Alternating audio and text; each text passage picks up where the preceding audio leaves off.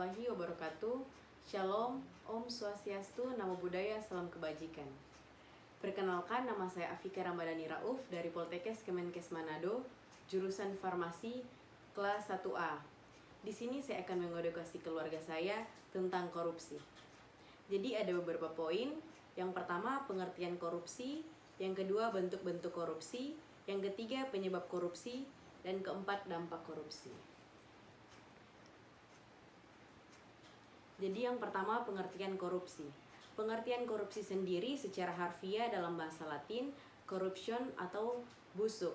Menurut Robert Klitgaard, suatu tingkah laku yang menyimpang dari tugas-tugas resmi jabatannya dalam negara di mana untuk memperoleh keuntungan status atau yang menyangkut diri pribadi atau perorangan, keluarga dekat, kelompok sendiri, atau dengan melanggar aturan pelaksanaan yang menyangkut tingkah laku pribadi.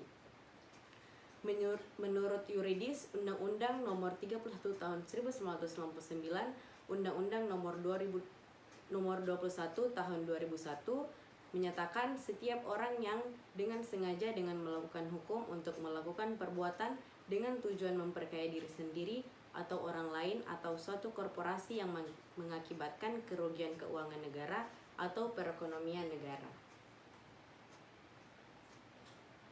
Jadi definisi korupsi intinya adalah tindakan yang dilakukan oleh pejabat publik di mana mereka menyalahgunakan kepercayaan publik yang dikuasakan kepada mereka untuk mendapatkan keuntungan sepihak. Poin selanjutnya adalah bentuk korupsi. Jadi bentuk-bentuk dan contoh korupsi sesuai dengan Undang-Undang Nomor 31 Tahun 1999, Undang-Undang Nomor 21 Tahun 2001, tindak pidana korupsi atau biasanya disebut tipikor. Awalnya dibagi menjadi 30 delik tipikor, kemudian menjadi 7 delik tipikor. Dari ketujuh delik tipikor tersebut, yang pertama adalah penyalahgunaan wewenang sehingga merugikan keuangan negara, yang kedua suap menyuap, yang ketiga penggelapan dalam jabatan, yang keempat pemerasan, yang kelima perbuatan curang, yang keenam benturan kepentingan dalam pengadaan, dan yang terakhir yang ketujuh adalah gratifikasi. Tipikor yang pertama adalah penyalahgunaan wewenang sehingga merugikan keuangan negara. Contohnya adalah mobil dinas yang disediakan untuk pekerjaan digunakan untuk kepentingan pribadi dan keluarga. Yang kedua, suap menyuap. Memberi sejumlah uang untuk memuluskan kebutuhan si penyuap. Contohnya, pelanggar lalu lintas yang memberi sejumlah uang kepada polisi agar lolos dari hukuman. Yang ketiga, penggelapan dana dalam jabatan. Biasanya pelaku dalam korupsi ini memiliki jabatan tertentu dan melakukan penggelapan uang atau dokumen untuk kepentingan pribadi. Contohnya, menggunakan kwitansi kosong agar nominal bisa direkayasa oleh pelaku. Dan yang keempat, pemerasan. Pihak yang menyalahgunakan kekuasaannya untuk memaksa orang lain melakukan sesuatu untuk kepentingan pribadi. Contohnya, pungli atau pungutan liar, padahal pengurusan dokumen-dokumen tertentu biasanya bebas dari biaya. Yang kelima, perbuatan curang. Jadi perbuatan curang di sini adalah segala bentuk kecurangan itu sama dengan korupsi. Contohnya, pemborong bangunan yang melibatkan kecurangan kontraktor, tukang, dan toko bangunan. Yang keenam, pembuatan benturan kepentingan dalam pengadaan atau dikenal dengan conflict of interest. Seorang pejabat yang dihadapkan pada peluang untuk menguntungkan dirinya, keluarga, ataupun kroni-kroninya. Dan yang terakhir adalah gratifikasi. Tindak korupsi ini sangat dekat dengan masyarakat, bahkan banyak yang tidak menyadari bahwa mereka melakukan gratifikasi. Jadi gratifikasi di sini adalah pemberian hadiah dalam bentuk apapun dengan maksud dan tujuan tertentu, misalnya tiket perjalanan, paket liburan, dan parsel pada saat hari raya.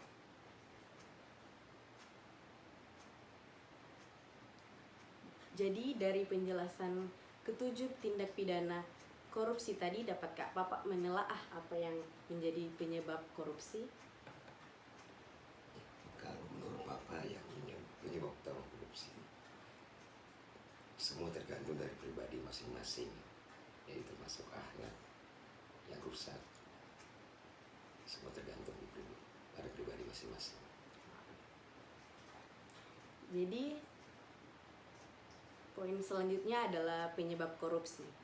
Menurut Ghosn Theory, faktor-faktor yang menyebabkan korupsi ialah yang pertama, greeds atau keserakahan, yang kedua opportunities atau kesempatan, yang ketiga needs atau kebutuhan, dan yang keempat exposure atau pengungkapan. Pengungkapan di sini berarti konsekuensi yang dihadapi ketika pelaku korupsi apabila terbukti melakukan kesalahan.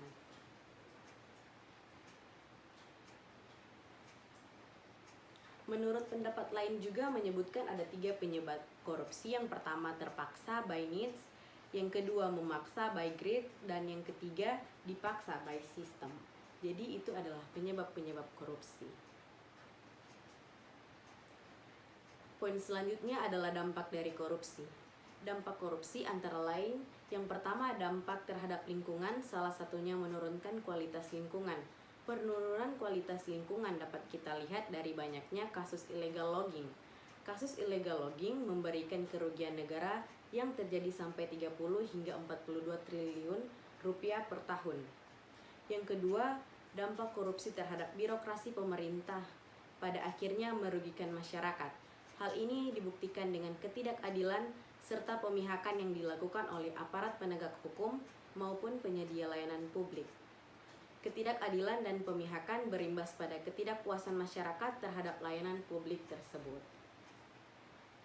Yang ketiga, dampak korupsi bagi diri sendiri atau diri pelaku. Jadi pelaku korupsi dan perbuatan curangnya lainnya, jika berurusan dengan pihak yang berwajib, ia bisa kehilangan pangkat dan jabatannya, nama baik, reputasi, dan keluarganya hancur, sakit berkepanjangan, dan sebagainya. Yang keempat, dampak paling berbahaya dari korupsi kesehatan adalah secara langsung mengancam nyawa masyarakat. Berbagai peralatan yang dibeli dari proses yang korup sangat mudah rusak, pelayanan purna jualnya buruk, dan tak presisi dalam mendiagnosis kondisi pasien. Dan yang kelima, dampak korupsi terhadap pertahanan dan keamanan diantaranya melemahkan alutsista dan sumber daya manusia karena anggaran yang menguap sia-sia. Seringkali kita mendapatkan berita dari berbagai media tentang bagaimana negara lain begitu mudahnya menerobos batas wilayah negara Indonesia. Dan masih banyak lagi dampak korupsi lainnya yang bisa kita cari pada media sosial yang ada pada smartphone masing-masing. Jadi itulah pengertian, bentuk, penyebab, dan dampak korupsi yang saya ketahui selama proses pembelajaran dan juga beberapa contoh yang saya ambil dari masyarakat setempat. Sampai di sini, apakah Bapak bisa memahami atau ada kurang dimengerti? Silahkan ditanyakan. Ataukah ada saran dari Bapak? Mau bertanya dulu kan, apa faktor-faktor yang menyebabkan terjadinya korupsi pada suatu instansi atau suatu perusahaan? Oh, faktor-faktor yang Penyebab terjadinya korupsi pada suatu perusahaan yang atau instansi. Oke. Jadi banyak faktor tadi yang sudah dijelaskan, tapi kalau untuk dalam suatu instansi atau perusahaan, yang pertama itu ada niat dan kesempatan. Yang kedua itu kurangnya pengawasan dari pimpinan atau pejabat yang lebih tinggi, dan yang ketiga itu administrasi yang tidak teratur. Mungkin itu yang terjadi faktor-faktor yang pada instansi atau perusahaan. Masa illegal logging tadi kan, Oh iya. apa yang dimaksud dengan illegal logging serta dampaknya bagi lingkungan dan masyarakat? Illegal logging itu seperti penebangan hutan liar yang tanpa ada izin dari hutan-hutan produksi. Kalau untuk dampak bagi lingkungan dan masyarakat, mungkin tanah menjadi tidak subur, baru terjadinya banjir, longsor, dan lain sebagainya. Ini pertanyaan terakhir ini. Apa perbuatan apa yang dilakukan anak-anak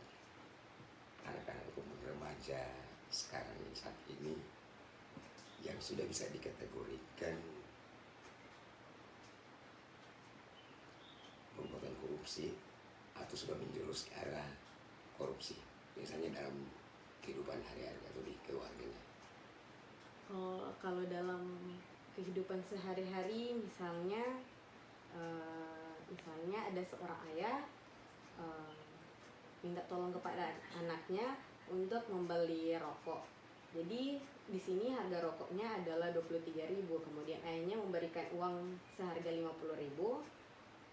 Setelah dibeli, anaknya tidak mengembalikan sisanya kepada ayahnya.